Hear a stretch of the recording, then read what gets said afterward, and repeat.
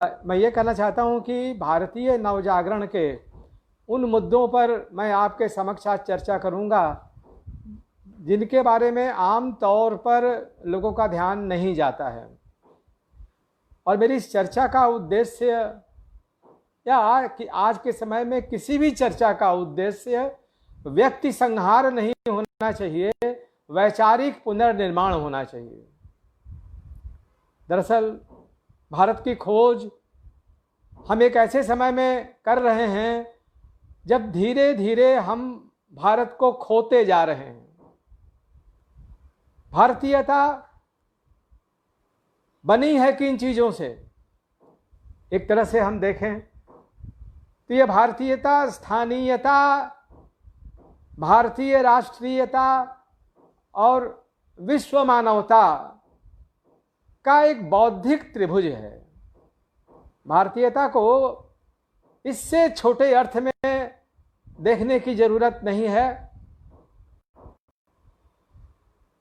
स्थानीयता, भारतीय राष्ट्रीयता और विश्व मानवता का बौद्धिक त्रिभुज है भारतीयता।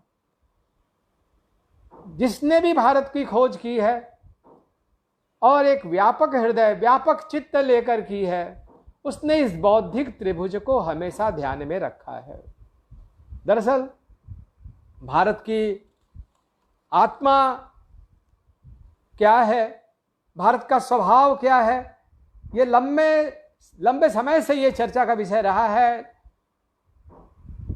देश के विभिन्न प्रांतों में, विभिन्न राज्यों में, देश के विभिन्न हिस्सों में इस पर चर्चा हुई है कि आखिरकार भारत की आत्मा का निर्माण किन लोगों ने किया। मेरी धारणा है कि भारत की आत्मा का निर्माण राजाओं, निरंकुश राजाओं और बादशाहों ने और प्रधानमंत्रियों ने नहीं किया, प्राचीन ऋषियों मुनियों ने किया। स्थापत्य, संगीत, मूर्ति कला से जुड़े तमाम कलाकारों ने, हजारों वर्षों के कलाकारों ने किया, संगीतकारों ने किया, नाटक करने वालों ने किया, कवियों ने किया, साहित्यकारों ने किया। भारत की आत्मा का निर्माण सैकड़ों हजारों साल से इस आत्मा का निर्माण हुआ है। सैकड़ों हजारों साल से भारत की खोज होती रही है और हमें उस खोज के तत्वों को समझना होगा कि आखिरकार हमारे लिए क्या है भारत, हमारे लिए भारत क्या अर्थ रखता है। और निश्चित रूप से भारतीय नवजागरण जो एक बड़ी घटना है, यदि आप भारत के इतिहास को देखें तो वेदांत, बौद्ध दर्शन और भक्ति आंदोलन के बाद जो चौथी बड़ी घटना है वो भारतीय नवजागरण है। मैं हिंदी नवजागरण नहीं कह रहा हूँ और वहाँ ज़्यादा नहीं रहूँगा। थोड़ा बहुत हमारे हिंदी के लेखक बंधु और विद्यार्थी सुन रहे हैं तो ज़रूर वहाँ भी चर्चा करूँगा, उस विषय पर भी चर्चा करूँगा। लेकिन भारतीय नवजागरण हिंदी नवजागरण से, मराठी नवजागरण से, बांग्ला नवजागरण से, तमिल नवजागरण से, केरल या अन्य प्रांतों में जो नवजागरण आया, इन सभी प्रांतों के नवजागरण की अपनी अपनी खूबी है। यदि मोटे तौर पर अभी शुरुआत के तौर पर हम कुछ खूबियों की ओर इंगित करें, जैसे आप देख सकते हैं कि बांग्ला नवजागरण की प्रमुख खूबी है बुद्धिवाद पर आधारित होकर धार्मिक कुपमंडुकता का खंडन करना, अंग्रेजी शिक्षा का प्रसार करना और धार्मिक कुपमंडुकता का खंडन करते हुए बांग्ला नवजागरण ने जो सामाजिक सुधार किए बहुत सारे, आप जानते हैं कि विधवा विवाह को लेकर हो, बाल विवाह को लेकर के विरोध में हो, विधवा विवाह के समर्थन में हो, और ऐसे जो बहुत सारे मुद्दों में उस जमाने में, आज जो बहुत हम आसानी से अपने सामाजिक जीवन में लक्षित करते हैं, 19वीं सदी के नवजागरण में ये सारे काम करना बहुत बहुत कठिन था। इसलिए आप देखें तो बांग्ला नवजागरण से जो प्रमुख तत्व उभर कर आता है वो आता है बुद्धिवाद पर आधारित सांस्कृतिक सुधार और एक तरह से तमाम बांग्ला नवजागरण के बुद्धिजीवियों ने अंग्रेजी राज का, उपनिवेशवाद का समर्थन किया था। इसके बावजूद उस बांग्ला नवजागरण में हम देखते हैं कि अंग्रेजी राज से संपर्क करते हुए, उसकी सुविधाओं का फायदा उठाते हुए, अंग्रेजी शिक्षा का लाभ उठाते हुए अंततः धार्मिक स्तर पर उन्होंने ईश्वर की एकता का प्रवर्तन किया था। ईश्वर की एकता का प्रवर्तन भी एक तरह से जाति, धर्म, क्षेत्रीयता एवं छोटे छोटे विश्वासों से ऊपर उठ करके वो जो ईश्वर की एकता का प्रवर्तन किया था, वो भी कहीं ना कहीं भारत की खोज में सहायक हुआ था। भारत की राष्ट्रीय एकता के निर्माण में ईश्वर की एकता भी सहायक हुई थी। ये बांग्ला नवजागरण में हम इस चीज को पाते हैं। लेकिन ये सही है कि भारतीय नवजागरण धर्म के ढांचे में घटित हुआ। नवजागरण धर्मों के बाहर कहीं भी घटित नहीं हुआ। यूरोप में जो नवजागरण घटित हुआ था, हम केवल एक, ज्यादा उधर नहीं रहेंगे, केवल एक बिंदु की तरफ आपका ध्यान आकर्षित करके आगे बढ़ जाएंगे, और वह बिंदु यह है कि यूरोप में चर्च की सत्ता और राज्य की सत्ता में गठबंधन था। इसलिए उन्होंने वहां के बुद्धिजीवियों ने, वहां के नवजागरण कर्मियों ने, वहां के चिंतकों ने जब सामाजिक सुधार या राज्य व्यवस्था में परिवर्तन की बात की तो उनका आक्रोश चर्च पर था। भारत में जब नवजागरण आया तो पश्चिम की तरह यह स्वतंत्र परिवेश में नहीं आया, यह औपनिवेशिक परिवेश में आया, नंबर 1। और नंबर 2, भारत में यूरोप की तरह जिस तरह चर्च वहां बहुत बड़ी सत्ता के रूप में स्थापित था, भारत में कोई भी मंदिर एक बड़ी सत्ता के रूप में स्थापित नहीं था। इसलिए यहां सामान्यतः मंदिरों के विरुद्ध, मस्जिदों के विरुद्ध या गिरजाघरों के विरुद्ध एक बिल्कुल चरम बुद्धिवाद या उच्छेदवादी बुद्धिवाद के आश्रय में नवजागरण नहीं आया भारत में। इस फर्क को समझना पड़ेगा। वहां चर्च की राजस्व सत्ता ताकतवर थी, यहां मंदिर की सत्ता बहुत कमजोर थी और भारत गुलाम था ही। तो इस चीज को बहुत समझने की, बहुत ध्यान में रखने की आवश्यकता है कि किस तरह से हम भारतीय नवजागरण की सीमाओं को और उसके भीतर के अंतर्विरोधों को के साथ साथ, निश्चित रूप से सीमाएं हर जगह होती हैं, अंतर्विरोध हर जगह होते हैं। देखिए, एक ही जगह कोई अंतर्विरोध नहीं होता है और वह है शव, डेड बॉडी, उसमें कोई अंतर्विरोध नहीं होता है। तो जो मृत चीज होगी उसमें कोई अंतर्विरोध नहीं होगा, पर जो जीवंत चीज होगी उस हर जीवंत चीज में अंतर्विरोध होगा। तो नवजागरण में अंतर्विरोध है तो इसमें कुछ भी चिंताजनक नहीं है। हमें समझने की जरूरत यह है कि उसकी ताकत क्या है और आज वो ताकत हमारे पास है या नहीं।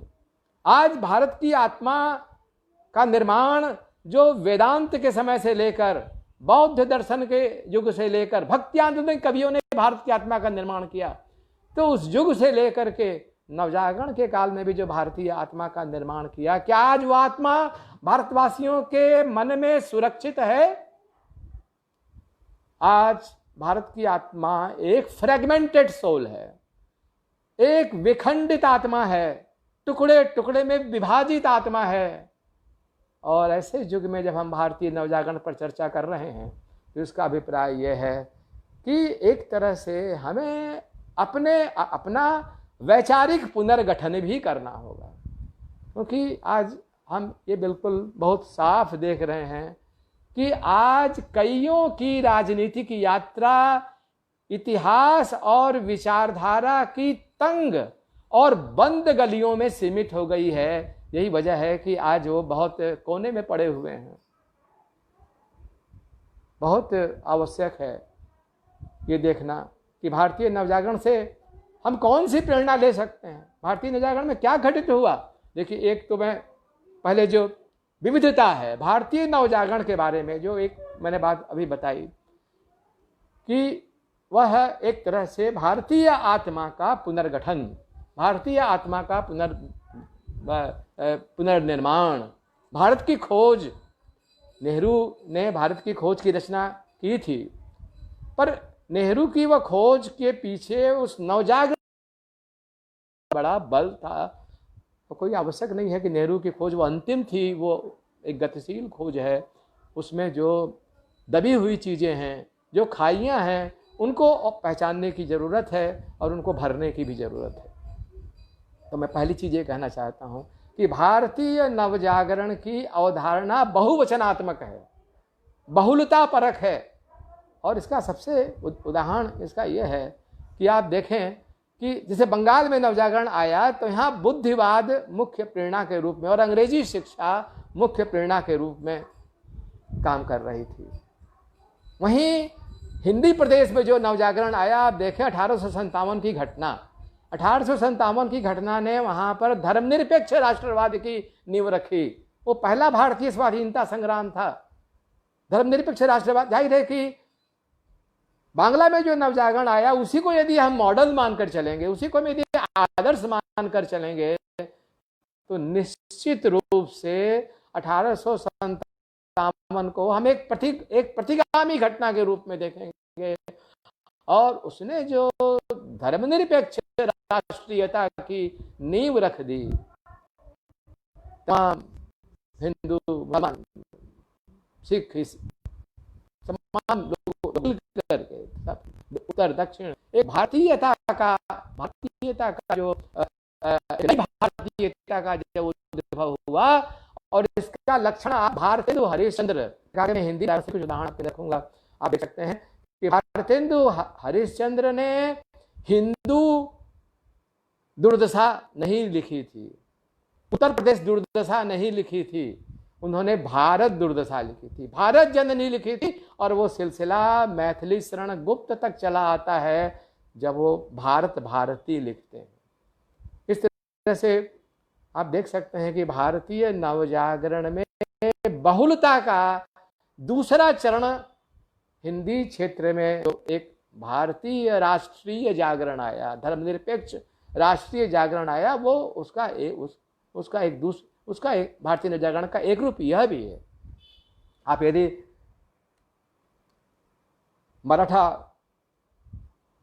मराठी नवजागरण की तरफ ध्यान दें, गुजराती नवजागरण की तरफ ध्यान दें, उधर ध्यान देना इसलिए जरूरी है कि आप जानते हैं कि अंग्रेजों ने 3 जगह पर अपनी प्रेसिडेंसियां स्थापित की थी। एक तो कलकत्ता में की थी, एक उन्होंने बंबई में की थी, और तीसरी प्रेसिडेंसी आप जानते हैं कि मद्रास में की थी। जाहिर है कि नवजागरण के भी अंग्रेजी शिक्षा के असर में, पश्चिमी साहित्य के पढ़ाने की वजह से इन तीनों जगहों पर सबसे पहले नई नई दृष्टियों का प्रस्फुटन होता। बंबई में जो नवजागरण आया, आप देख सकते हैं कि वो बिल्कुल वहाँ निश्चित रूप से वहाँ भी ब्रह्म समाज का असर पड़ा, वहाँ भी आर्य समाज का असर पड़ा, वहाँ भी ईश्वर की एकता की धारणा, राणादेव वगैरह ने ईश्वर की एकता की धारणा वहाँ पर उपस्थित की। सामाजिक सुधार, विधवा विवाह की बात वहाँ भी शुरू हो गई। ये तमाम बाल विवाह रोकने की बात वहाँ शुरू हो गई। कला, साहित्य, संस्कृति, अपनी भाषा से प्रेम जैसे बांग्ला में आरंभ हुआ, हिंदी में आरंभ हुआ। बंबई में भी आप देखते हैं कि वहाँ भी मराठी, गुजराती नवजागरण के चिन्ह दिखाई पड़ने लगे 19वीं सदी में। पर आप वहाँ बांग्ला नवजागरण और हिंदी नवजागरण से एक भिन्न तत्व भी वहाँ आप पाते हैं।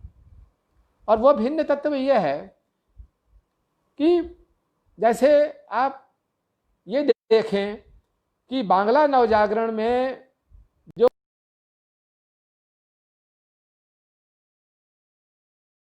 चंद्र को आप देखें तो एक तरह से वे राधा कृष्ण की जुगल मूर्ति के उपासक थे, धार्मिक व्यक्ति थे, और एक तरह से पौराणिक प्रेरणाएं उनके साथ थी। आप मराठी नवजागरण पर गौर करें तो वहां के भक्त कवियों की बहुत बड़ी भूमिका है। भक्त कवियों ने वहां के जो ज्ञानेश्वर या तुकाराम, गुजरात में जो नवजागरण का बौद्धिक सिलसिला आरंभ हुआ था, वहाँ देखें तो आप एक स्वामीनारायण संप्रदाय वहाँ पैदा हुआ जो जाति प्रथा का विरोधी था। तो इस तरह से वहाँ पर ब्रह्म समाज का असर जरूर था, पर मराठी नवजागरण में, गुजराती नवजागरण में, वहाँ पर जो और गुजराती नवजागरण का भी पहले तो केंद्र बम्बई ही था, बाद में वो सूरत में, अहमदाबाद में वहाँ उसकी गतिविधियाँ आरंभ हो गई। मैं कुछ उदाहरण ही दे सकता हूँ कि एक छोटी चर्चा में कितनी बातें की जा सकती हैं, आप सोच सकते हैं। तो वहाँ तो एक ये था, लेकिन वहाँ एक नया तत्व पैदा हुआ मराठी नवजागरण में ज्योतिबा फुले के माध्यम से, कि वहाँ परंपरागत वर्ण व्यवस्था, जाति व्यवस्था, ब्राह्मणवाद को चुनौती दी गई। यह चुनौती बांग्ला नवजागरण में दिखाई नहीं पड़ती है, ये चुनौती हिंदी नवजागरण में दिखाई नहीं पड़ती है, ये ब्राह्मणवाद की चुनौती मराठी नवजागरण में दिखाई पड़ती है। यह कुछ हद तक गुजराती नवजागरण में भी दिखाई देती है। तो ये एक नया तत्व पैदा हुआ। अब प्रश्न यहाँ पर ये उपस्थित हो सकता है, अब यहाँ एक प्रश्न उपस्थित ये हो सकता है कि देश के विभिन्न प्रांतों में जो नवजागरण की स्थानीय विशिष्टता है उसको किस दृष्टि से देखा जाए। जैसे मैं एक और उदाहरण दे दूं, जरा दक्षिण की तरफ बढ़ें तो दक्षिण में आप देखिए तो चाहे वो तमिल नवजागरण हो, चाहे वो केरल में आया नवजागरण हो, चाहे वो आंध्र प्रदेश में आया नवजागरण हो, आंध्र प्रदेश में वीरेश लिंगम, तमिल नवजागरण में आप कह सकते हैं कि वहाँ एक कार्डवेल थे। जैसे हमारे हिंदी में बहुत सारे लोग हैं अंग्रेज और फ्रांसीसी जो हिंदी के विकास में लगे रहते थे, वैसे तमिल के विकास में वहाँ एक कार्डवेल थे जिन्होंने बहुत बड़ी भूमिका निभाई। और केवल एक तमिल के विकास में ही भूमिका नहीं निभाई, उन्होंने यह मत भी स्थापित कर दिया प्रायः तमिलनाडु में कार्डवेल ने कि दक्षिण में जो द्रविड़ ब्राह्मण हैं, जो अपने को द्रविड़ कहते हैं, जो तमिल ब्राह्मण हैं, वे वस्तुतः आर्य हैं, और जो लोक भाषा तमिल जो बोलने वाले लोग हैं वे द्रविड़ हैं। तो वहां पर कार्डवेल ने, और कार्डवेल नहीं बहुत सारे पश्चिमी बुद्धिजीवियों ने जो आर्य द्रविड़ का विभाजन शुरू कर दिया। तो ये एक वहां का मुख्य फैक्टर है कि वहां नस्लीय विभाजन, जो नस्लीय विभाजन बंगाल में नहीं हुआ, हिंदी प्रदेश में नहीं हुआ, गुजरात मराठा में नहीं हुआ, दक्षिण नवजागरण की हम विशेषता देखते हैं कार्डवेल या ऐसे ही। और वहाँ भी जाहिर है उनके असर से बहुत से तमिल लेखक या तमिल बुद्धिजीवी पैदा हो गए जिन्होंने अंग्रेजों द्वारा, यूरोपियनों द्वारा प्रतिपादित द्रविड़ चेतना को उन्होंने स्थापित करने की कोशिश की।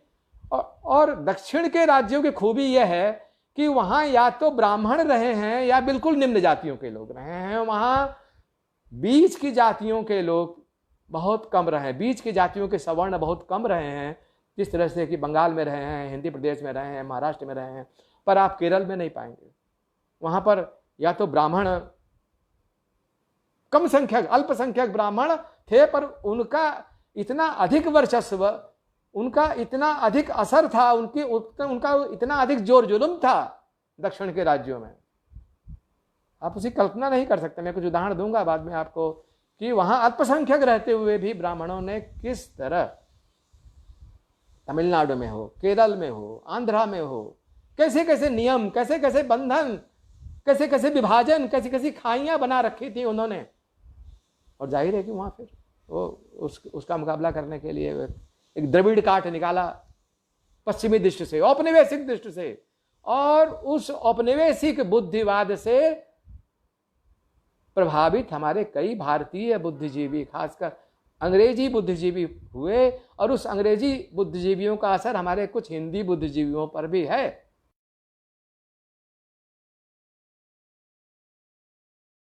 पुनर्गठन हमारा जो उस तरफ मैं अपना ध्यान ज़्यादा केंद्रित करना चाहता हूँ।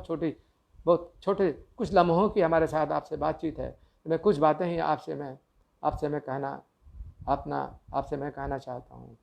वो ये है कि वहाँ कार्डवेल हुए। अच्छा, कार्डवेल के से भी पहले तमिल में एक रामलिंग स्वामी हुए।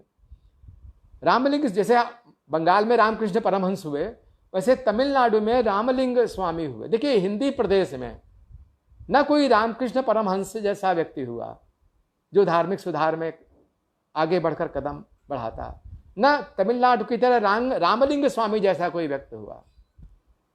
दयानंद सरस्वती आए भी तो गुजरात से आए, वो आर्य समाज लेकर के, और उसका भी असर केवल पंजाब के कुछ इलाकों में और पश्चिमी उत्तर प्रदेश और उच्च मध्य वर्ग के बीच ही उस आर्य समाज का असर था। वो लोक तक उस तरह नहीं व्याप पाया था जिस तरह से बंगाल में रामकृष्ण परमहंस और विवेकानंद का असर व्याप पाया था, या फिर रामलिंग स्वामी का असर तमिलनाडु में व्याप पाया था। रामलिंग स्वामी ने कहा कि जाति प्रथा का विरोध किया उन्होंने, मूर्ति पूजा का विरोध किया उन्होंने, और एक अग्नि की पूजा शुरू की वहाँ पर। और आज भी वहाँ इस परंपरा के लोग वहाँ पर हैं कि वो अग्नि को साक्षी मान करके सब कुछ करते हैं, बहुत कुछ करते हैं। तो जहां भारत के सबसे बड़े मंदिर बने, जहां हिंदू धर्म सबसे अधिक मुखर रहा दक्षिण में, तो वहां उस धर्म के रक्षक, उस धर्म के पालक पोषक ऐसे संकीर्ण किस्म के ब्राह्मण थे। वहां रामकृष्ण परमहंस जैसा कोई व्यक्ति नहीं जन्म ले सका, विवेकानंद जैसा नहीं ले सका, उन्हीं का वर्चस्व था।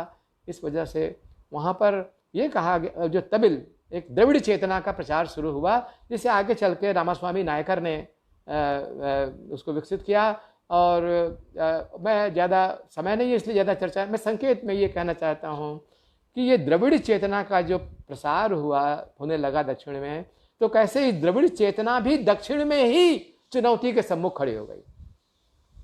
अब अगर द्रविड़ चेतना को अगर मान्यता पानी थी तो हर जगह तमिल का वर्चस्व स्थापित होना था। मद्रास प्रेसिडेंसी में जो मद्रास शहर था, अब तो उसका नाम चेन्नई हो गया है, सेंट जॉर्ज, जैसे अपने क्या कहते हैं बंगाल में फोर्ट विलियम कॉलेज है, वैसे मद्रास में सेंट जॉर्ज कॉलेज था। उससे बंबई में संभवतः स्टीफेंस या ऐसे ही भूल रहा हूँ, वो ऐसे कॉलेज था। बोधसत्व जी हैं, वो शायद बताएं, बहुत पुराना कॉलेज था। वहाँ से अंग्रेजी शिक्षा और तमाम वो सांस्कृतिक सुधार की गतिविधियों का केंद्र था वो कॉलेज। मद्रास में सेंट जॉर्ज कॉलेज था। तो वहाँ क्या था कि अब देखिए कर्नाटक का नामो निशान नहीं था। मैं एक उदाहरण देता हूँ। कर्नाटक का जब मद्रास प्रेसिडेंसी बनी, कर्नाटक का कोई हिस्सा तमिलनाडु में था, कुछ हिस्सा आंध्र प्रदेश में था। तो वहाँ पर वहाँ के जो कर्नाटक में जो नवजागरण आया, कन्नड़ नवजागरण आया, उसमें समाज सुधार के अलावा कर्नाटक के एकीकरण का भी एक मुद्दा बना कि जो हिस्सा चला गया है जातीय चेतना, तो कन्नड़ चेतना पैदा होगी तो कर्नाटक का राज्य की बात भी उठेगी। तो वहाँ पर वो एक जातीयता, क्योंकि भारतीयता का अर्थ ही है कि स्थानीय जातीयता, भारतीय राष्ट्रीयता और विश्व मानवता का एक बौद्धिक त्रिभुज। जाहिर है कि वहाँ एक कर्नाटक एकीकरण, कन्नड़ का उदय, तो ये कहने का अर्थ कि द्रविड़ चेतना का प्रचार चल नहीं पाया। कन्नड़ वालों ने अपनी अस्मिता की घोषणा की, मलयालम वालों ने अपनी घोषणा की, अपनी अस्मिता की घोषणा की, तेलुगु वालों ने अपनी अस्मिता की घोषणा की। उन्होंने अपनी भाषा, अपने साहित्य, अपनी कलाओं को विकसित करना शुरू कर दिया। अब द्रविड़ चेतना केवल तमिलनाडु में सीमित होकर रह गई। तो ये आप देख सकते हैं कि एक जो पश्चिमी कुचक्र था, इसका किस तरह से सामना किया गया। तो दक्षिणी राज्यों का जो नवजागरण था, वो पूर्णतः ऐसा कोई व्यक्तित्व नहीं था जो ब्राह्मणवाद के विरुद्ध नहीं था, जो जाति प्रथा के विरुद्ध नहीं था। तो एक तरह से जो महाराष्ट्र में ज्योतिबा फूले तक जो मामला सीमित था, और वहाँ ये मामला उतना बढ़ नहीं पाया था। केरल में,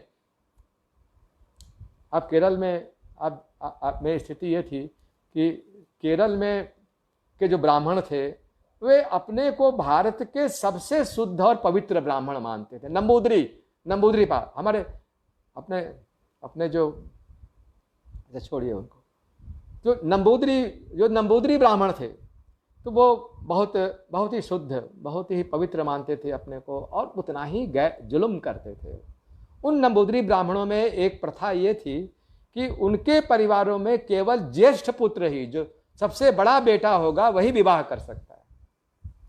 और बाकी बेटे क्या करेंगे फिर? तो बाकी बेटों के लिए ये परंपरा, कन्वेंशन परंपरा थी कि वे जो वहाँ पर नायर जाति, जो एक तरह से हम कह सकते हैं कि हिंदी क्षेत्र के संदर्भ में अगर समझना चाहें तो क्षत्रिय के लगभग समान हैं, तो वो नायर जाति की कन्या से संबंधम स्थापित कर सकते हैं, विवाह नहीं कर सकते, संबंधम स्थापित कर सकते हैं। और इस तरह से वो स्थापित करते थे, क्योंकि विवाह केवल ज्येष्ठ बेटे, ताकि संपत्ति का विवाद नहीं हो। अब ब्राह्मण थे, जो ब्राह्मण थे वो उनके यहाँ पितृसत्तात्मक व्यवस्था थी, और जो नायर थे उनके यहाँ मातृसत्तात्मक व्यवस्था थी। तो वहाँ भी ये संपत्ति को लेकर के एक संपत्ति भी उसमें एक मूल अवधारणा के रूप में काम कर रही थी वहाँ के जाति विभाजन में।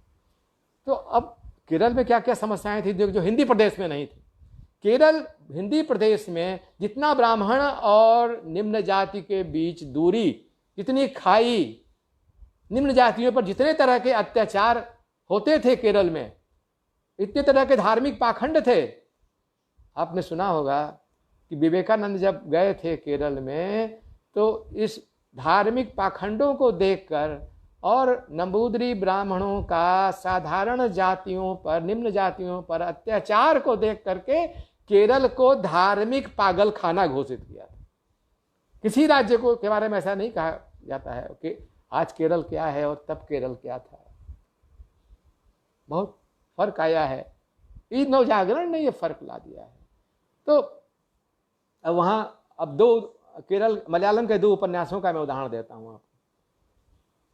अब उसमें एक पाथेरी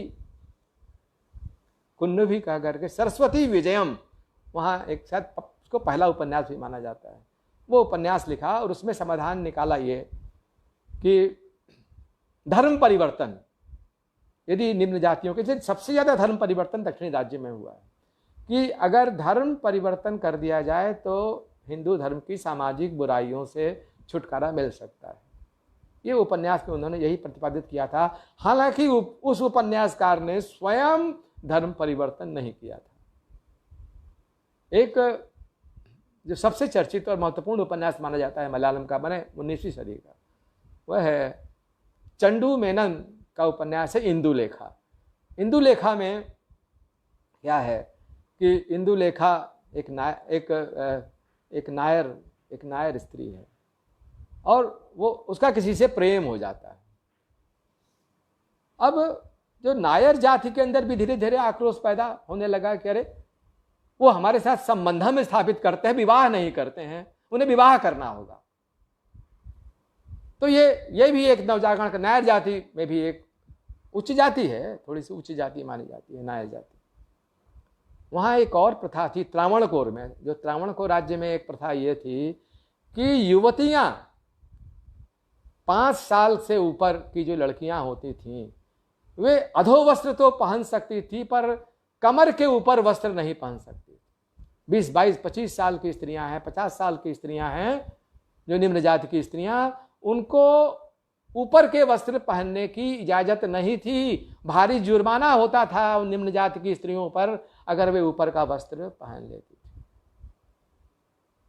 तो इस अब जाइए, इतना बड़ा अत्याचार कहीं क्या महाराष्ट्र में था, हिंदी प्रदेश में था, बंगाल में था कि निम्न जाति की स्त्रियां ऊपर के वस्त्र नहीं पहन सकती थी और उनको वक्ष के आकार के अनुसार जुर्माना देना पड़ता था। ये था। यह भी था कि अमुक जाति का आदमी ब्राह्मण से 10 फीट की दूरी पर रहेगा और तमुक जाति का आदमी ब्राह्मण से 100 फीट की दूरी पर रहेगा। यह था केरल में, ऐसा था केरल का भी। तो उसमें आपने नाम सुना होगा अय्यनकली। अय्यनकली ने क्या किया कि बिल्कुल ऊंची जातियों जैसी पोशाक पहन ली और बैलगाड़ी पर वह त्रावणकोर के मुख्य शहर में आ गया और उस सड़क पर वो आ गया अपने समर्थकों के साथ, जहां पर निम्न जातियों का आना मना था। और उसके बाद वहां की निम्न जातियों में बहुत विरोध हुआ, इसका संघर्ष हुआ इसके लिए, पर ये आंदोलन रुका नहीं और अयन कली सफल हुए और त्रावणकोर के राजा को बाध्य होकर के कुछ छूटें देनी पड़ी। कुछ छूटें ही मिल पाई थी, ज्यादा छूटें नहीं मिल पाई। और अधोवस्त्र के ऊपर के वस्त्र 1855 के आसपास उन पर एक हुआ कि नहीं भाई, जब विद्रोह होने लगे तो यहाँ ऊपर के वस्त्र निम्न जात की स्त्रियां भी पहन सकते हैं। तो अब देखिए इस तरह के आंदोलन चले हैं केरला में। कर्नाटक में बताया एकीकरण का आंदोलन और सामाजिक सुधार, विधवा विवाह वगैरह। विदेश तेलुगु लेखक, तेलुगु सुधारक वीरेश लिंगम को आंध्र प्रदेश का राजा राम मोहन राय कहा जाता है। तो कहने का अर्थ यह कि दक्षिणी राज्यों में ब्राह्मणवाद विरोध उन राज्यों के नवजागरण का मुख्य तत्व था। मैंने सिर्फ यह आपके सामने रखने की कोशिश की कि किस तरह से भारतीय नवजागरण में विविधता है। बंगला नवजागरण एक तरह का है, हिंदी क्षेत्र का नवजागरण एक तरह का है, अच्छा गुजराती का देखिए। गुजराती में क्या था कि गुजराती आज 19वीं सदी का गुजरात आज जैसा गुजरात नहीं था। वहाँ जो प्रथम आवाज़ उठी, बड़ी आवाज़ थी, वो है दुर्गाराम मेहता।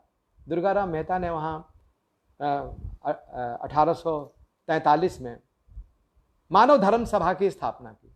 और मानव धर्म सभा की स्थापना करके उन्होंने देखा कि वहाँ क्या था कि गुजरात में आज वो तो आप जानते हैं कि वहाँ धार्मिक प्रवचनकर्ताओं की फैक्ट्री है। तो उस जमाने 19वीं सदी से वो मामला चला रहा है। और अंधविश्वास, कोई महामारी हो, कोई बीमारी हो, जैसे 1843 में घोषणा हो गई कि प्रलय आ जाएगा, विनाश हो जाएगा पूरे देश का। ऐसा अंधविश्वास, लोग भागने लगे शहर छोड़ करके। ये हो जाएगा। अंधविश्वास, तंत्र मंत्र, ओझाई, तमाम तरह की कुरीतियां, धार्मिक कुरीतियां ये वहां थी। दुर्गाराम मेहता ने जो 1843 के आसपास मानव धर्म सभा बनाई, एक मराठी समाज सुधारक भी आए थे उस समय, वहाँ अध्यापक थे। उस दुर्गाराम मेहता भी अध्यापक थे। उस समय के जो नवजागरण के जो सुधारक होते थे वो क्या थे? लेखक होते थे, पत्रकार होते थे, शिक्षक होते थे, कुछ वकील होते थे, वैज्ञानिक नहीं होते थे। क्योंकि अंग्रेज 19वीं सदी में भारत के लोगों को वैज्ञानिक नहीं बनाना चाहते थे, टेक्नोलॉजी की शिक्षा नहीं देना चाहते थे। भारत एक झगड़ा कोठी है, हमेशा लड़ाई झगड़ा यहाँ आम बात है, तो वकील ज्यादा होते हैं।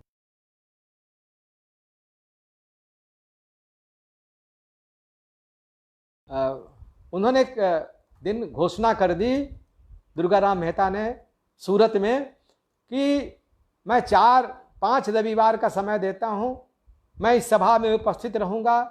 कोई भी यदि अंधविश्वास को सिद्ध कर देगा, अपना कोई तंत्र मंत्र सिद्ध कर देगा, तो उसको मैं 20 रुपये का इनाम दूंगा। वो 20 रुपये आज वाला 20 रुपया मत सोचिए, 20 रुपये का इनाम दूंगा।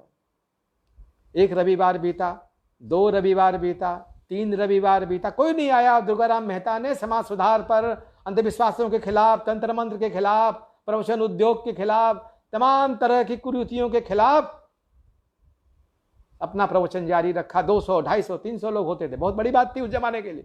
आबादी भी कितनी थी उस जमाने में? 10-12 करोड़ की आबादी थी पूरे भारत। तो अपना प्रवचन 5वें रविवार को 200 ब्राह्मण सिद्ध तंत्र मंत्र वाले लाठी लेकर के आए और उनकी सभा भंग कर दी। तर्क का जवाब, वो तर्क का, नवजागरण का जमाना तर्क का जमाना था। वो तर्क के तूफान आया हुआ था, तर्क का। जैसे आज अंधविश्वास का तूफान आया हुआ है, उस समय तर्क का तूफान आया हुआ था। तो उस तर्क के तूफान का आया हुआ था और उसका जवाब कैसे दिया उन्होंने? लाठी से दिया। लाठी उस समय भी थी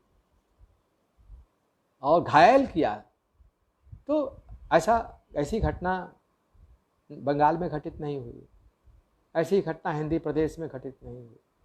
लेकिन गुजरात में नर्मद ने और दुर्गाराम मेहता ने गुजरात में दयानंद सरस्वती के आने पर, क्योंकि वो मूर्ति पूजा के विरोधी थे, उनकी एक सभा आयोजित की थी।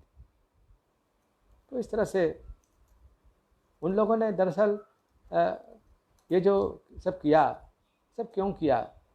क्योंकि वे भारत की आत्मा, भारत की खोज करते हुए, भारतीय राष्ट्रीयता की खोज करते हुए, इसके मार्ग में जो जो बाधाएं थीं, जो जो चुनौतियां थीं, उनको वो दूर करना चाहते थे। जब तक धार्मिक मंडूकता नहीं होगी, भारतीय राष्ट्रीयता पैदा कैसे होगी? जब तक ऊंच नीच का भेद नहीं मिटेगा, भारतीय राष्ट्रीयता पैदा कैसे होगी? भारतीय राष्ट्र अपने पूर्ण स्वरूप में उदित कैसे होगा? भारत आज भी एक अधजन्मा राष्ट्र है, तो भारतीय राष्ट्रीयता पैदा कैसे होगी? इसलिए वो चुनौतियों का था। इसलिए वो ठीक है, जैसे कि आप देखिए कि लाठी खाई उन्होंने। और गुजरात में जो नवजागरण आया, उसका एक खूबी है व्यापार, जो बंगाल में नहीं आया। जो हिंदी प्रदेश में कहते थे, भारतेंदु ने भी कहा, महाविशाल द्विवेदी ने भी कहा, अरे नौकरी छोड़ो, व्यापार करो। कोई सुनता था हिंदी प्रदेश में? कोई सुनता नहीं था। लेकिन गुजरात में ज़्यादा ध्यान दिया व्यापार पर, उद्योग पर, और वहाँ वो सफल भी रहे बहुत से ज़्यादा। गुजराती व्यापारी के रूप में बहुत प्रसिद्ध हैं, 19वीं सदी के ही प्रसिद्ध हैं। और अंग्रेजों ने जब वहाँ टैक्स लगाया, गुजरातियों ने विरोध किया इसका कि आप हमारे उद्योग धंधों पर इतना टैक्स क्यों लगा रहे हैं? कपास, जब कपास जाने लगा, कच्चा कपास जाने लगा मैनचेस्टर, लंकाशायर, इंग्लैंड में, तो वहाँ के किसान तबाह हो गए थे। लेकिन जब 1866-67 के आसपास गुजरात में उद्योग धंधे फिर पनपने शुरू हो गए, तो उस समय जो उन्होंने अंग्रेजों का, गुजरात के लोगों ने अंग्रेजों का विरोध किया और वहाँ पर व्यापारिक नवजागरण खूब, और इसलिए वो शिक्षा चाहते थे, तकनीकी कुशलता चाहते थे, टेक्नोलॉजी। गुजरात में ही सबसे पहले विज्ञान और टेक्नोलॉजी की मशीनों की प्रदर्शनी हुई थी। भारत में कहीं नहीं हुई थी, गुजरात में हुई थी। तो ये कोई आज का उनका आकर्षण नहीं है, वो 19वीं सदी से उसका आकर्षण।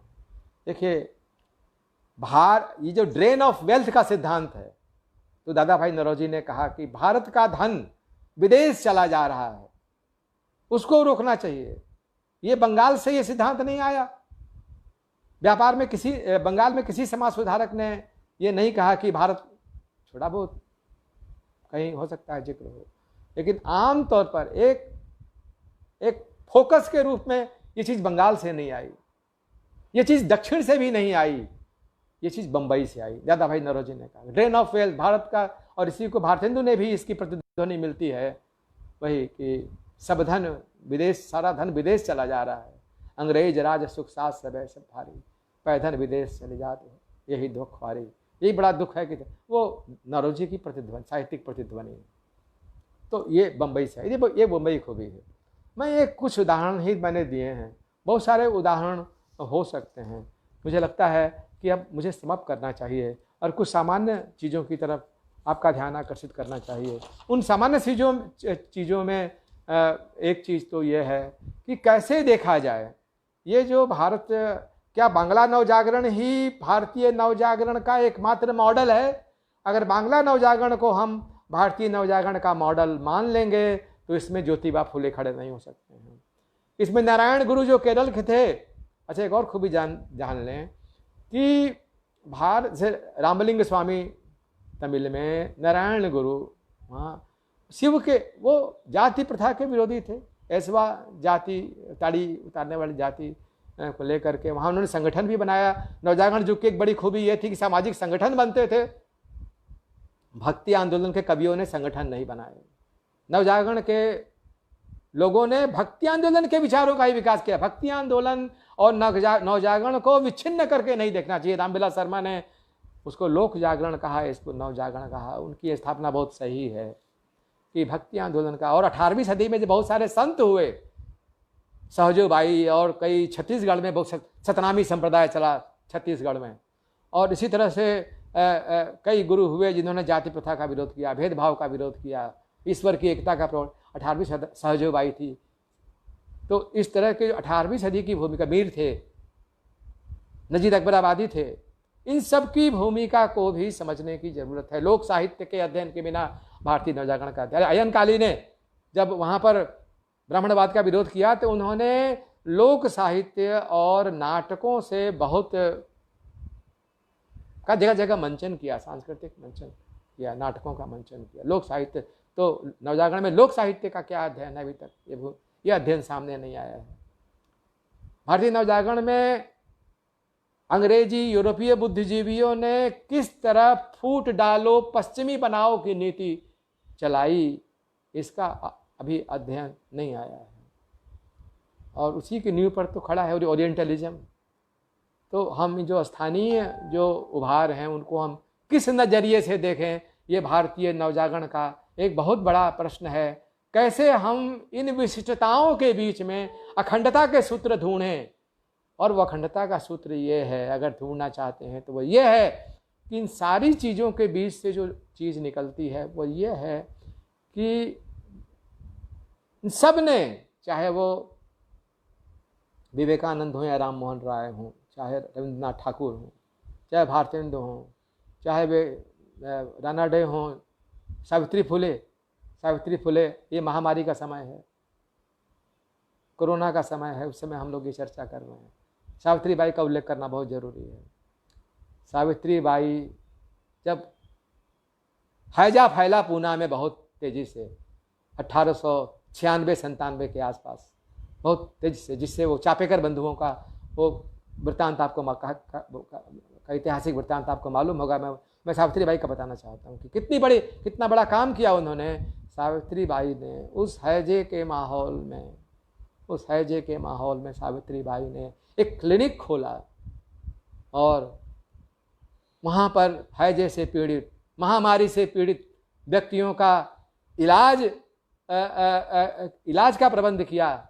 एक बच्चा था गायकवाड़, उसको अपनी पीठ पर लाद करके वो अपने क्लिनिक में लाई और इसका नतीजा ये हुआ कि वो संक्रमण सावित्री बाई फुले को हो गया और सावित्री बाई फुले की मृत्यु उसी महामारी से हुई, जो आज भी याद करने के, खासकर आज बहुत जरूर याद करने की चीज़ है। उन्होंने, हम जानते हैं, शिक्षा का प्रसार किया है, स्त्रियों के लिए बहुत सारा काम किया है, स्त्रियों में स्वाभिमान।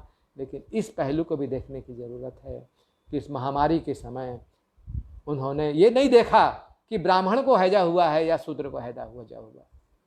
उन्होंने जो भी बीमार था, जो भी था, उसने क्लिनिक खोल करके, और खुद उसी हैजे से उसकी मृत्यु हुई, उसी महामारी से उसकी मृत्यु हुई। तो मैं समेटने की कोशिश कर रहा हूँ क्योंकि आपके भी धैर्य की एक सीमा है। तो मैं ये कहना अंत में चाहता हूँ कि जो स्थानीय रूप हैं नवजागरण के, जो स्थानीय आवाज़ें हैं, जो विद्रोह हैं, उनको किस तरह देखा जाए। उनको भारतीय राष्ट्रीयता के, भारतीय राष्ट्र के प्रतिस्पर्धी के रूप में देखा जाए। क्योंकि जो सबाल्टर्न सोच के जो अमेरिकी विश्वविद्यालयों में, पश्चिमी विश्वविद्यालयों से में जो समाज वैज्ञानिक बैठ के काम करते हैं, वो सबाल्टर्न सोच के माध्यम से वो भारतीय राष्ट्र के समानांतर फ्रैगमेंटेड नेशन की थ्योरी लेकर के वो एक प्रतिस्पर्धी, एक उपराष्ट्रीयता, उपसंस्कृति की बात करते हैं। तो यहाँ किस रूप में देखा जाए, एक प्रतिस्पर्धी के रूप में देखा जाए, जो कि एक ओरिएंटलिस्ट प्रोजेक्ट है, जो कि यूरोप के ओरिएंटलिज्म का एक प्रोजेक्ट है। ये सारी चीजें उस रूप में देखा जाए, या भारतीय राष्ट्रीयता, भारत की खोज, भारतीय पुनर्निर्माण के मार्ग में जो उपस्थित बाधाओं को मिटाने की लड़ाई के रूप में देखा जाए। ये लड़ाइयाँ नहीं होती तो भारतीय राष्ट्र के मार्ग में जो उपस्थित चुनौतियाँ हैं, बाधाएं हैं, जो धर्म के रास्ते से पैदा की जा रही हैं, जो जाति के रास्ते से पैदा की जा रही हैं, जो लिंग के रास्ते से पैदा की जा रही हैं, जो क्षेत्रीयता के रास्ते से, अंधक्षेत्रीयता, अंधराष्ट्रीयता के रास्ते से पैदा की जा रही हैं। तो ये जो चुनौतियों से लड़ाई के रूप में देखा जाए उस समय के फुले के संघर्ष को, उस समय के अयन काली नारायण गुरु ने धर्म के भीतर रहते हुए जातिवाद का विरोध किया। ये भी ध्यान रखने चाहिए। दलित थे, पिछड़े थे, और उन्होंने इनसाइड क्रिटिक आप कह सकते हैं कि देखिए, हिंदू रूढ़िवाद के विरोध का अर्थ हिंदू धर्म का विरोध करना नहीं होता है। आज बहुत से हमारे दो तरह के एक आखिरी बात वहीं कहा, उसी में आता हूँ, फिर वहाँ बात करके ख़त्म कर दूँगा अपनी बात।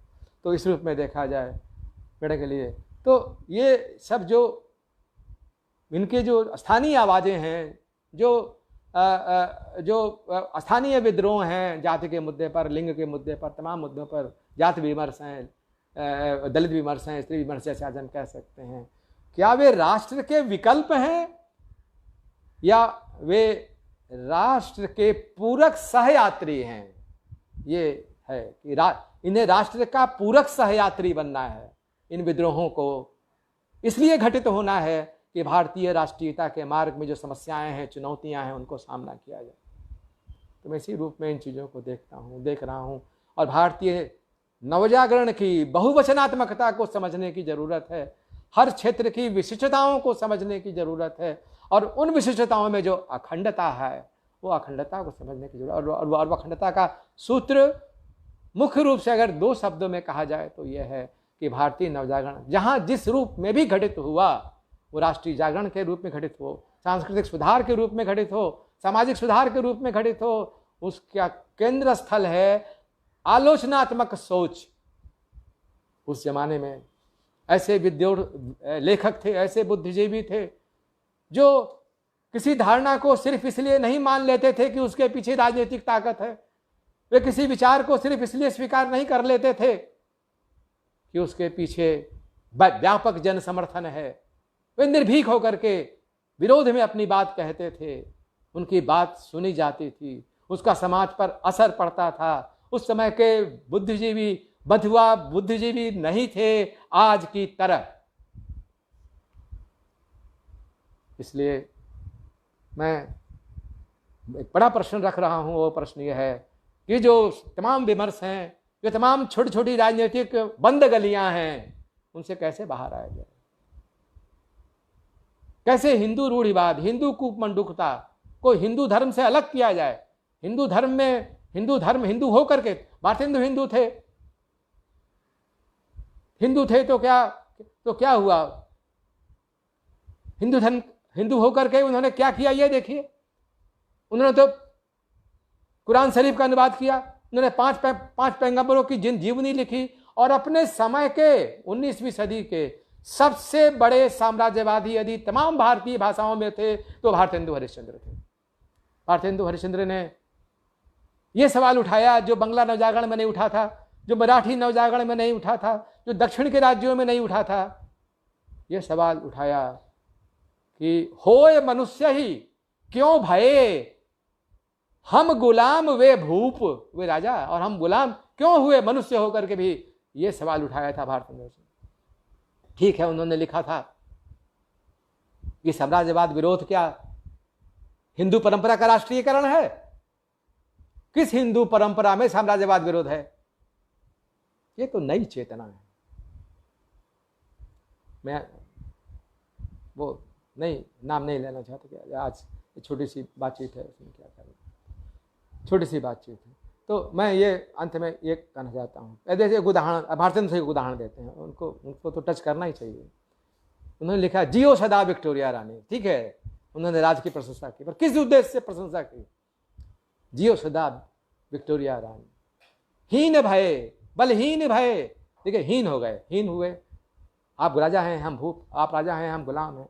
हीन भये बलहीन भये धन छीन भये सब बुद्धि हिरानी, चाहिए आप के राज न ऐसो प्रजाजन ज्यों मछली बिनु पानी। मछली से निकले पानी से निकली हुई मछली की कल्पना कीजिए, वो हमारी दशा है। ये भारतेंदु कह रहे हैं। यह आवाज न बांग्ला नवजागरण में थी, न मराठी गुजराती नवजागरण में थी, न दक्षिण राज्य को किसी नवजागरण में थी। यह आवाज केवल हिंदी नवजागरण में थी।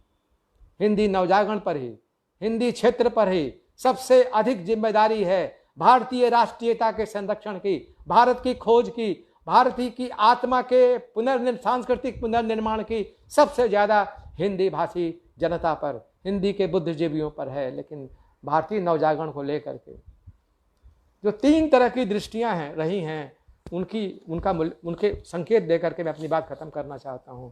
वो 3 तरह की दृष्टि ये रही है कि एक तरह की तो दृष्टि ये रही है कि ये पूरा का पूरा जो हिंदी नवजागरण है वो हिंदू नवजागरण है। ये रामचंद्र शुक्ल, निराला, प्रसाद, ये सब भारतेंदु हरिश्चंद्र, ये सब हिंदू राष्ट्र, हिंदूवाद, हिंदी क्या है ना, वो हिंदी हिंदू हिंदुस्तान वाले आदमी हैं सब।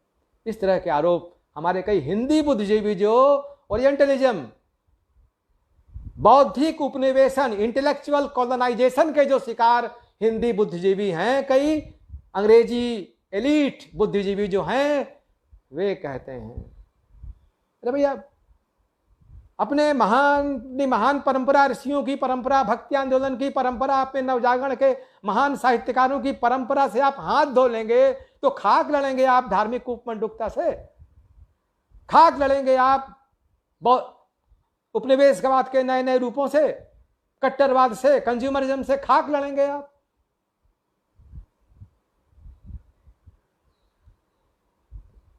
हिंदुओं का शास्त्र पसारी की दुकान है, भारतेंदु हरिश्चंद्र ने कहा।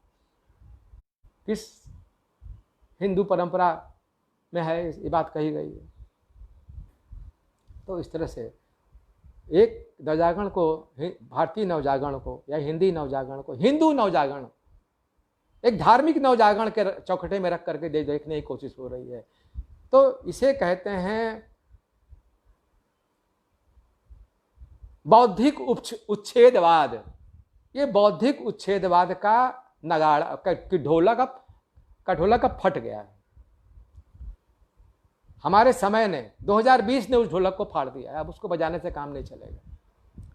बौद्धिक उच्छेदवाद, सांस्कृतिक उच्छेदवाद, अपनी परंपरा से विच्छिन्नता, अपने अतीत और पश्चिम दोनों के प्रति विचार पूर्वक मीमांसा, विचार पूर्वक, विवेक पूर्वक आलोचना करनी होगी। नवजागरण की सबसे बड़ी देन है आलोचनात्मक सोच, क्रिटिकल थिंकिंग। ये भारतीय नवजागरण की सबसे बड़ी देन है और जो आज हमारे बीच सबसे कम उपस्थित है। दूसरी दृष्टि है तो वैसे जो तमाम लोग जो भारतीय नवजागरण पर जो एक उसको हिंदू नवजागरण या धार्मिक नवजागरण के रूप में देखते हैं, हमेशा शर्म में डूबे रहते हैं। जब देखो शर्म में डूबे हुए हैं, ग्लानि में डूबे हुए हैं। एक दूसरे तरह के भी बुद्धिजीवी हिंदी में हैं और तमाम भारतीय भाषाओं में है और अंग्रेजी में भी हो सकते हैं। वह है कि भारतीय नवजागरण, हिंदी नवजागरण बहुत बढ़ा चढ़ा है, बहुत सब सुधार हो गया, सब सारी उपलब्धियां प्राप्त हो गई, महान, सब महान, बहुत गर्व में रहते हैं। तो ये बढ़ा चढ़ा कर देखना भी सही नहीं है। मैंने कहा सीमाओं और ताकतों दोनों को समझना है। और तीसरे तरह के बुद्धिजीवी हैं जो भारतीय नवजागरण को एक ऐतिहासिक घटना मानने से इनकार करते हैं। वे धार्मिक कट्टरवाद और रूढ़िवाद के समर्थक हैं। वे उस युग के सामाजिक सुधारों, सांस्कृतिक सुधारों को परंपरा से विच्छिन्न, परंपरा से हटना कहते हैं। कट्टरवादी, रूढ़िवादी दृष्टिकोण वाले ये तीसरे तरह के बुद्धिजीवी हैं। जाहिर है कि भारतीय नवजागरण पर शर्म करने वालों से अलग हटना है, भारतीय नवजागरण पर अति गर्व करने वालों से भी अलग हटना है, और भारतीय नवजागरण को एक ऐतिहासिक घटना नहीं मानने वाले मतलब वेदांत की तरह ऐतिहासिक घटना है ये, बौद्ध दर्शन की तरह ऐतिहासिक घटना है ये, भक्ति आंदोलन की तरह ऐतिहासिक घटना है, इस तरह जो नहीं मानते हैं और इसके उन नायकों, इसके अग्रदूतों का नाम नहीं लेते हैं और इनकी मूर्तियां तोड़ते हैं, ऐसे लोगों की धारणा से भी हमें अलग होना पड़ेगा। आप निराला की मूर्ति तोड़ देंगे, प्रसाद की मूर्ति तोड़ देंगे, आप भारतेंदु की मूर्ति तोड़ देंगे, रविंद्रनाथ की मूर्ति तोड़ देंगे, तो आपके पास बचेगा क्या? आपके पास बचेगी सिर्फ आपकी अपनी मूर्ति। चाहे जितनी ऊंची बना लीजिए, तो अलग विचार करना है। मैं ज़्यादा कुछ नहीं कहना चाहता। मैं चाहता हूँ अंत में ये कहना कि 19वीं सदी बड़ी उथल पुथल की सदी थी, तर्क वितर्क की सदी थी, संगठन बनते थे, पत्रिकाएं निकलती थी, लोग बहस करते थे, संवाद करते थे, मतभेद होते थे, तब भी संवाद करते थे। किस तरह से हम 2020 में यह सोचें कि मतभेदों के बीच भी हमारे बीच संवाद हो सकता है, स्वायत्तता के बावजूद हमारी सह यात्रा हो सकती है, और हम तंग और बंद वैचारिक गलियों से निकलकर एक बड़े लोक पथ पर, एक लोक जागरण, नव जागरण के एक बड़े पथ पर आ सकते हैं।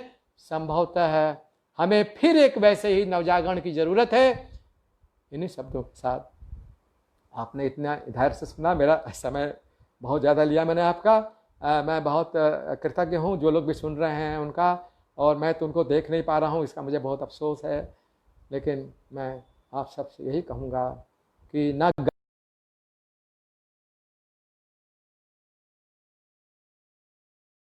कर दीजिए नकारात्मक उच्छेदवाद, एकदम बिल्कुल पुराने पोंगापंथी पथ पे चले जाइए, बल्कि जितना हो सके क्रिटिकल थिंकिंग को हम अपनाएं, तर्क को अपनाएं, बुद्धि को अपनाएं, और बुद्धि के साथ साथ सहृदयता को भी अपनाएं, क्योंकि उस सहृदयता के बिना हम अपने मैं का विस्तार नहीं कर सकते। धन्यवाद आप सुनने के लिए, आप सबका बहुत बहुत आभार, नमस्कार। और खासकर सूर्य नारायण जी का और मुक्तिबोध साहित्यिक मंच ने जो आज शुरुआत की है, मैं उसको बहुत बहुत साधुवाद देता हूं कि उन्होंने मुझे मौका दिया आपके सामने खड़ा होने का। ये मुक्तिबोध साहित्यिक मंच, मुक्तिबोध स्वयं एक नवजागरण पुरुष थे, आखिरी अवशेष हम कह सकते हैं। उनका ब्रह्म राक्षस पढ़ लीजिए, बुद्धि का जो कुछ उन्होंने उन्मेष चाहा था वो ठहरा हुआ है। अंधेरी बावड़ी में ब्रह्म राक्षस है, अंधेरी बावड़ी में बुद्धिवाद है, तर्क है, सहृदयता है, सारे अच्छे मूल्य आदर्श उसी अंधेरी बावड़ी में हैं। मुक्तिबोध की तरह हम उस अरुण कमल की तलाश करें, उस अरुण ज्योति की तलाश करें, तो मुक्तिबोध साहित्यिक मंच इस प्रक्रिया को आगे बढ़ाएगा और बेहतर चीज़ें आपके सामने आएंगी। मैं उसको साधुवाद देते हुए, अपने श्रोता दर्शक बंधुओं को साधुवाद देते हुए, नमस्कार करते हुए अपनी बात खत्म करता हूँ। नमस्कार।